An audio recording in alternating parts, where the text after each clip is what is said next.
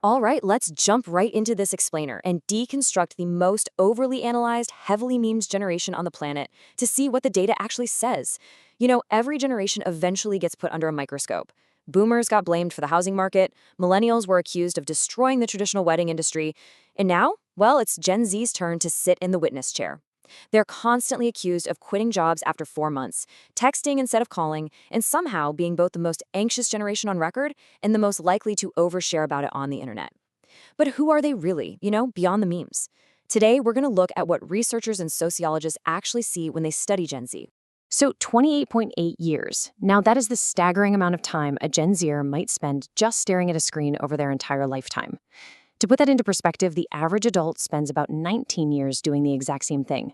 We are talking about nearly 3 decades of a human life spent looking at a glowing rectangle. Just keep this number in the back of your mind as we move forward, because it's essentially the fundamental architecture of everything we're about to discuss today. Section 1. The Gen Z stereotype. Let's start with the internet-driven caricatures.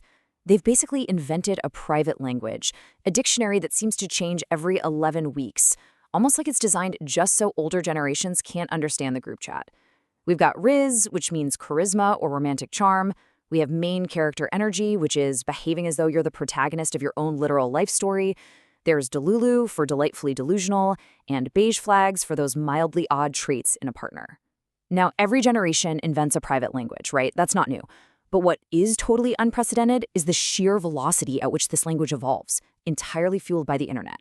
To really understand this hyper-online language, you have to look at the background noise of their childhoods. Unlike millennials who vividly remember dial-up internet and 9/11, Gen Z has absolutely no memory of a pre-9/11 world. The war on terror, that was just permanent wallpaper for them. As kids, they watched the 2008 Great Recession unfold.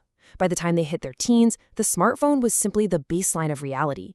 And then, right when they were supposed to be experiencing high school proms, college orientations, or, their very first jobs, COVID-19 hit. All those formative social experiences got shoved onto a muted webcam. I mean, imagine trying to impress them with stories about how you survived Wi-Fi buffering as a kid. Section 2. Raised by algorithms. The crucial point here is that this generation never had to get used to the internet. It arrived completely pre-installed. They're digital natives in the truest sense of the word, effectively raised by algorithms that capture their attention for up to 9 hours a day.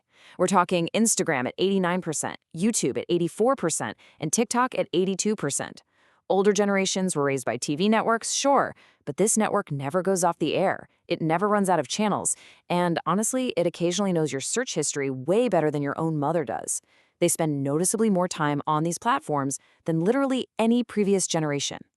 But this always-on reality has a severe dark side. Over 40% of Gen Z report feeling anxious or sad after using social media. 29% say it's actively dented their self-esteem. The data is incredibly clear on this. Heavier social media use is directly linked to negative mental health effects. It's gotten so serious that we're actually seeing governments step in. Virginia has introduced under 16 social media time limits, and New York has even proposed tobacco-style mental health warning labels for social feeds. This isn't just a casual talking point anymore. It's a measurable, policy-level public health concern. Section 3. The Workplace Reality Check. Okay, let's talk about work, because the whole entitled, lazy generation narrative doesn't hold up very well next to a spreadsheet. The stereotype is that Gen Z lacks loyalty and just job hops.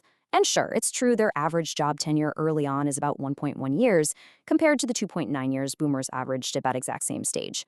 But 2025 research completely reframes this. It's not job hopping, it's actually growth hunting. Short job tenures aren't a character flaw. They're strategic moves toward opportunity in an economy with way fewer entry-level openings. We're even seeing a new twist called job hugging, meaning many are now staying put simply because job security itself has become the ultimate reward in a tough economy. And here is a huge reason for that economic anxiety. 1,000%. U.S. housing costs have skyrocketed over 1,000% since 1973. Between 2019 and 2025 alone, the income needed to afford a median home jumped from $67,000 to $114,000. Rent went up over 1,000%. Gen Z's bank accounts definitely did not. So the next time someone calls them entitled for living with their parents or questioning the traditional corporate grind, just remember this number.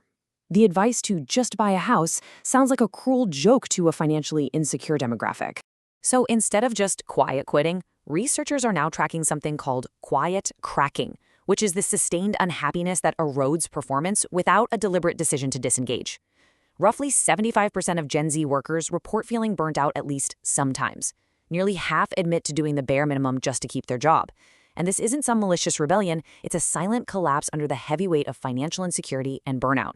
This is costing companies an estimated $438 billion in lost productivity.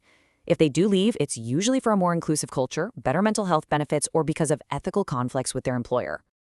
Section 4. The Global Gen Z. Now, for a massive perspective shift, and this is absolutely crucial. Everything we just discussed, it primarily reflects the Western English-speaking internet. If we truly want to understand this generation, we have to look globally. It is way too easy to flatten 2 billion young people into one Western TikTok trend. In the global north, Gen Z is characterized by a laptop-based internet history and crushing higher education debt. But down in the global south, we're looking at an entirely mobile-first generation that largely skipped desktop computing altogether. When we actually cross borders, the realities diverge wildly. Take India, for example, which has the world's largest Gen Z population. They're balancing a highly accessible, mobile-first social media culture with traditional joint family structures and super intense exam competition. Meanwhile, over in China, we see a parallel to Western burnout, but it's layered onto Nejuan, or involution, a fiercely strict, hyper-competitive work culture where everyone is essentially working harder just to stay in the exact same place. Gen Z is a completely different lived experience, depending entirely on where you drop the pin on the map. Section 5. Beyond generational labels. As we bring this explainer to a close, we really need to step back and ask ourselves, does organizing billions of people by their birth year actually make scientific sense? Are we looking at innate traits or just circumstances? Well, researchers themselves caution that Gen Z is basically just a cultural shorthand. What we perceive as generational traits might just be a specific life stage. Even the Pew Research Center admits that drawing a line at 1997 is somewhat arbitrary. It's essentially determined by cultural feeling and then backed up afterward with a spreadsheet. These aren't biological or genetic boundaries. It's a convenient lens. Much like saying the 60s, it describes a moment in time, not a scientific law of physics. So, I'll leave you to ponder this final question. Are they fundamentally different, or are they just trying to survive being 20 years old during overlapping housing, mental health, and technological disruptions? I mean, think about it. If any of us came of age while a global pandemic forced our entire lives onto webcams, while housing prices surged 1,000%, and while an algorithm fed us a constant stream of global anxieties right into our pockets for 9 hours a day, wouldn't we invent our own weird slang and hunt for a little job security too? Thank you so much for exploring the data with me today. It really changes how you look at the next person you see staring at their phone, doesn't it?